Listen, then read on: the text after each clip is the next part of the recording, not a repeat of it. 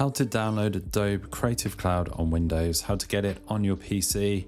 First things first, you can click my link in the video description just below this video. You can get the free trial of Adobe Creative Cloud. You can check out the platform, all of the apps, and see if it is for you.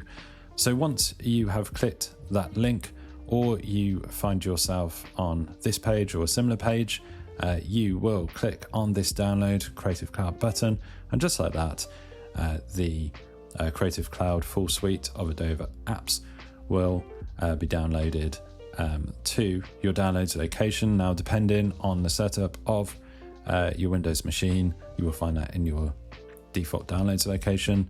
For example, I'm on Google Chrome, so you can set the downloads location from there. So hopefully you found this video on how to download Creative Cloud on your Windows PC machine useful. If you have, drop this video a like, check out my link, click my link, get the free trial, see if the platform is for you. If it is, awesome. If it's not, it's a free trial, so you don't have to pay anything, and subscribe to the channel for more videos just like this.